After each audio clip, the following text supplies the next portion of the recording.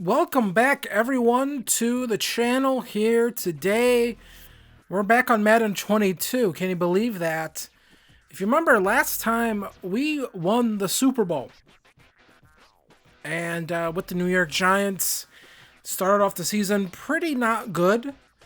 And then rallied towards the middle to latter half of the season. And was able to make the playoffs. And have a pretty dominant run to the Super Bowl. So you see here, look at these stats. Daniel Jones, 1,000 yards on the ground. 12 fumbles, 10 touchdowns. CJ Verdell, he came in late in the season. He had 600 yards. Zach Moss, pretty nice for us as well. But as we look through these stats here, why this video wasn't out sooner, honestly, I kind of just forgot. I know that sounds weird.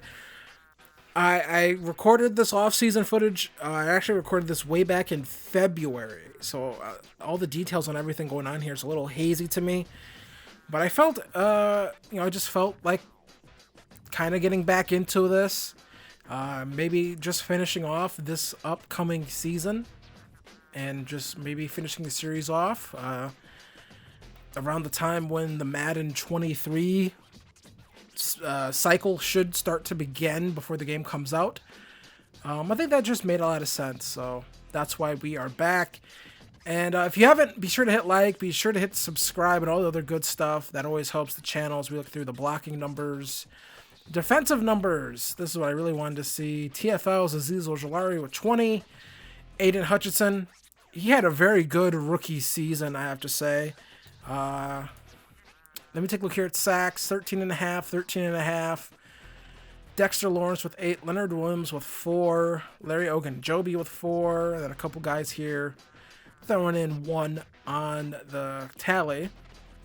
Adoree Jackson, 4 interceptions. Xavier McKinney, 3, Julian Love with a couple as well. Forced fumbles, we didn't have that many. Like I said, that's kind of one of my complaints about this game. I feel like it's really difficult to, and I know like it's hard and NFL to create turnovers, but I feel like in the game, like you'll just level guys and you kind of don't get any fumbles. It's kind of weird. He had 1 safety on the season and a couple touchdowns. Looks like 4 defensive touchdowns on the season. One last look here at the 2022 season recap. 2021 recap. The Packers won a Super Bowl against Mac Jones. So very nice right there. Nice one last look there of the previous season. So we come in here. Time to re-sign some guy. CJ Verdell. We're going to sign him to a little cheap deal here. 3 years, $12.6 million. And he accepts that. And David DeCastro, he definitely regressed a little bit, so we offer him a little bit of a deal. He's not interested in signing. We're going to let him walk. Looking back through here, Blake Martinez, we're going to let him walk for now. The thought process on that is there's a chance that we can probably re-sign him for relatively cheap once he actually hits the open market. Looking through here again, Linval Joseph was the guy that we signed late in the season. He's a 72 overall. Probably not going to prioritize bringing him back. Darius Slayton, age 26, was a key part of our offense, actually. Once we got rid of Sterling Shepard, it felt like he sort of moved into that role. We're going to offer him a nice little deal right there, and we're going to get him re-signed. And that is basically going to be it. We're going to let everyone else walk. I'm not sure why I didn't look through everyone who was up. We didn't, so there it is. Let those guys walk, re-signed a few guys. And now we're going to move into free agency. And looking at the free agent market, looks I was trying to be nice. I was going to say it looks interesting. Not particularly great, honestly, if I'm being 100% frank here. I thought there'd be some more interesting names here. I thought maybe there might be some decent corners here. There are some decent corners, but they're kind of old. And, not looking for that. So Blake Martinez, we're going to offer him a 1-year deal and a little bit more money since it is a 1-year deal. 1 year, $7.22 million. And he doesn't necessarily like it. I guess I decided to add on a second year, just sort of to see if that'll get him. And it kind of does. He's still age 29, so he's definitely going to start regressing, but shouldn't be too hard. I'm going to bring back J.R. Reed as well for extra cheap. He's sort of just a rotational player, and I feel like having those sorts of guys around isn't that bad. So we're looking through here again. Definitely want to sign one of the top 100 guys, but one another defensive tackle, and I think Fletcher Cox. I think this makes a lot of sense to bring him in. We're definitely going to be looking at, signing some guy, not signing, drafting, a defensive tackle in the upcoming draft. But I think bringing in a guy like Fletcher Cox should help. And so J.R. Reed accepts our offer. We also signed Eric Flowers. He accepts. Fletcher Cox accepts. We get Blake Martinez to accept. I looked at Rock Ya-Sin. This was a guy I was interested in trading for, but he's kind of turns us down. So we don't acquire Rock Ya-Sin. I want to get another defensive end here. And Jerry Tillery, I think, sort of fits that mold. Should just be another rotational guy in case of injury we'll bring in. Another offensive tackle we're going to want here. Just again, we saw guys get hurt throughout the season. And my phone goes off. And DJ Fluker, we're going to send him a somewhat small contract. He should accept that, though, I think. He doesn't think he has too many suitors. So Fluker and Tillery both accept their offers. Just sort of smaller end guys. Nothing major, but it should work. They're not going to be asked to start for us. And so free agency is pretty much over for us at this point. And it's now time for the draft. And you ask why, hey, how come I didn't look at any prospects? I honestly, when I was playing through this, I really didn't pay attention to the draft stuff because it's sort of like so hands off that, like I said, like I said in my wish list video, it sort of doesn't really make a lot of sense to pay attention to this stuff. So we draft a cornerback here with our first round pick, and he looks like an absolute athletic freak. Super agile, really quick, can catch the ball, soft hands, nice size, 6'2", 185, out of Miami. Steven Barksdale might be our new CB1, even with Adoree Jackson. We're going to make a trade here with the Lions. I'm sure this was probably too much value to give up, but we're moving up into, this first pick of the second round. So we give them our second round pick and our first next year. So we're looking through here on what are we going to draft. Well, I did mention defensive tackle as we just look through here. I thought about maybe some receivers, but defensive tackle, I think, looks the most nice, I would say. And Greg Sermon, block shedding, I like that. Elite acceleration, elite agility, elite strength. Looks really good to me. And this looks like a player that you would want to build your defensive unit around, in my opinion. So we are going to draft Greg Sermon here. They kind of ruined the draft with this new thing. Like, you don't see the player come and flex his muscles. It's like just a static screen. And then it doesn't tell you the overalls, which kind of doesn't really make a lot of sense to me. So now we're pick 28 here. I want to say this is the third round. I'm not 100% sure. No, this is still the second round. So we must have traded away someone else's second round pick we had. So we're looking through here. That might have been the Packers pick we traded. I'm not 100% sure. Or maybe we traded our own pick and this is the Packers pick. I don't know. Looking through here, want to get another receiver on this team.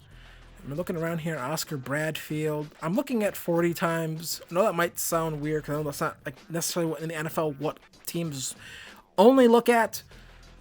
But in my opinion, it's in Madden. This is Madden. It's something you should pay attention to. I think mostly it's just because that's kind of what matters for position players is the speed. So we're looking through here. Looks like he has good catch in traffic. We're going to draft him. 95 speed, 94 acceleration, 89 agility, change direction, 82 strength. This guy looks really good. 6'3", Christian Shivers out of Missouri. Gonna draft another tight end here, just to sort of add a little bit of depth to that room. And Jason Lane is going to be the pick. Tight end out of Penn State. Normal development. I didn't even mention the three guys we drafted all had hidden dev. But yeah, he looks like a pretty good athlete. So we come right here, looking at a guard now. I don't know what to say a lot about these guys, mostly because, like, you do the scouting and, like, it doesn't feel like you did any scouting. So it's like, I don't know. I guess. He looks to be about just middle of the road in terms of a prospect. Doubt he'll ever really start for us. Just maybe, once again, one of those guys. Case of injury. Jarek Dudley, 6'3", 210 pounds, out of Central Michigan.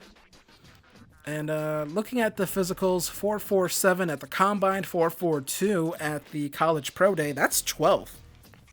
So this is certainly a speedy receiver class.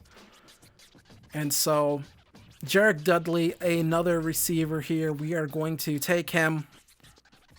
And 91 speed, 93 acceleration. Looks okay. Normal dev on him as well. So now we are in the 4th round of the draft, and we are going to take one Dave Kelly. 6'6", 242. That's really big, but he has elite strength and throw power. I like those things. Doesn't think he's as mobile as, let's say, a Daniel Jones, but Daniel Jones, you have to remember, he's on a 1-year deal. We didn't sign him to a multi-year extension.